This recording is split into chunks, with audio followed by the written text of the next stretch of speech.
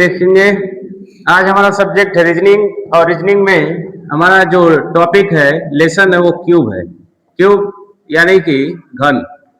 और जिस टॉपिक की बात हम करने वाले हैं आज वो टॉपिक है रंगहीन घनों की संख्या ज्ञात करें। क्योंकि बात हो रही है रंगहीन घन होते कौन है।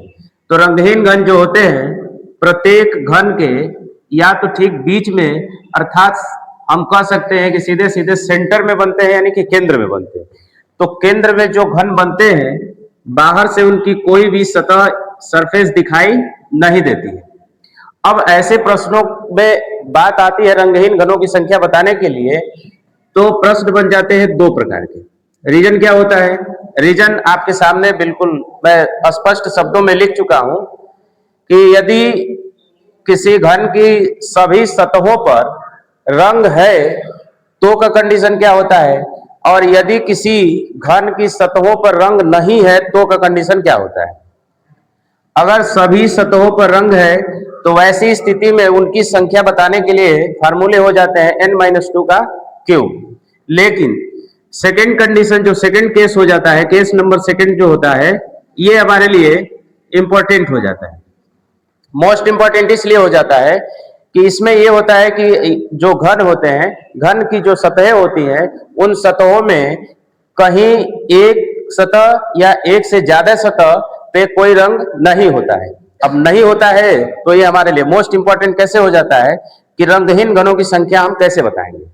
तो ऐसे केसेस में ये होता है कि जो सेंटर में बनते हैं वो तो बनते ही हैं, लेकिन सरफेस पे भी रंगहीन बन जाते हैं, एज पर भी रंगहीन बन जाते हैं, और कॉर्नर यानी कि कोने पर भी रंगहीन बन जाते हैं। अब आ जाते हैं इन कॉन्सेप्ट को प्रश्नों में कैसे लेकर हम सेट करेंगे, देखते हैं। एक घन है, सभी सतहों पर लाल रंग है, और फिर इसे 64 छोटे घनों में काटा जाता है, और ऐसे घनों की संख्या बताइए जिनकी कोई सतह रंगीन नहीं होगी, अर्थात कलरलेस होगी, रंगहीन होगी।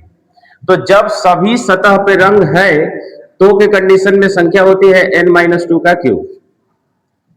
चूंकि प्रश्न में सभी छोटे घनों की संख्या दिया है कि यदि कुल घनों की संख्या जो है वो है 64, तो कुल घनों की संख्या 64 है तो n की वैल्यू मिल जाएगी 4। अब n की वैल्यू 4 मिल जाएगी तो उस n की वैल्यू को हम सीधे सीधे फार्मूले में पुट कर देंगे, और फार्मूले में पुट करेंगे तो यहां से हमको ऐसे 64 टोटल 64 घनों में ऐसे 8 घन मिलेंगे जिनकी किसी भी सतह पर कोई रंग नहीं होगा।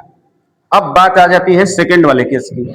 सेकंड वाले case same to same age like question same है, सेम, बस इसमें डिफरेंस थोड़ा सा चेंजेस ये है कि जो सभी 6 सतह हैं उसमें सिर्फ 2 सतह पर ही कलर है, बाकी का 4 जो सरफेस है वो कलरलेस है। और एज वैसे ही इसको 64 छोटे घनों में काटा गया है। अब बात है कि ऐसे कितने घन मिलेंगे जिनकी किसी भी सतह पर कोई रंग नहीं होगा। तो ऐसे वाले जब प्रश्न आते हैं, जैसे कहीं पर कलरलेस हो जाए, किसी सतह पे रंग न हो, तो हम सबसे पहले कलरलेस अर्थात सेंटर के रंगहीन घनों को तो काउंट करते ही हैं, लेकिन कुछ ऐसी सरफेस है जहां रंग नहीं है तो उनके बीच में भी रंगहीन बनता है। किनारे पर भी ऐसे किनारे भी देख सकते हैं जिनके किनारे पर दोनों तरफ रंग नहीं है तो वहां भी रंगहीन बनता है।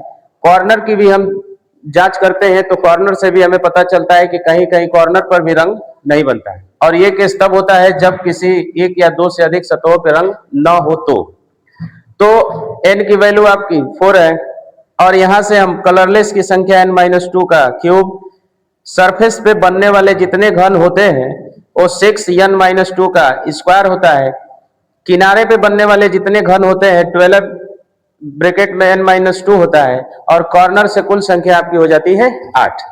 लेकिन यहां देखा जाए तो n-2 तो कलरलेस है तो हम डायरेक्ट यहां पर वैल्यू पुटअप कर दिए, लेकिन यहां जो सरफेस 6 है, जब सभी सरफेस पे रंग होता तो हम 6 लिखते, लेकिन यहाँ तो 4 ऐसी सरफेस है जहां कलर नहीं है, तो सीधे सीधे बात है वहां बनेगा कलरलेस। तो कलरलेस के लिए 6 नहीं, यदि 4 पे नहीं है तो 4 लिखेंगे, 3 पे नहीं है तो 3 लिखेंगे, यानी जितनी सरफेस पे कलर नहीं होगा हम उसी को वहां नोट करेंगे, और बाकी n की वैल्यू और फिर बाकी आगे अकॉर्डिंग टू फार्मूला के अनुसार हम सब बातें रख देंगे। बात आ जाती है ऐसे एजेस की, किनारे की, तो आप देख सकते हैं कि जब इधर मैंने क्रॉस का चिन्ह लगाया है यानी कलरलेस है, इधर भी कलरलेस है, तो ये जो किनारा बन रहा है, फिर ये किनारा जो आपका बन रहा है, ठीक ऐसे ही सेम ऐसे यहाँ पर और यहाँ पर, तो टोटल 12 किनारों में से ऐसे 4 किनारे हैं जहां पे कलरलेस बनेगा, तो हम फार्मूले के अकॉर्डिंग 12 ना लिख करके 4 लिखेंगे, और बाकी का कैलकुलेशन करने के बाद फाइनली हमको टोटल क्यूब्स की संख्या मिलेगी 32।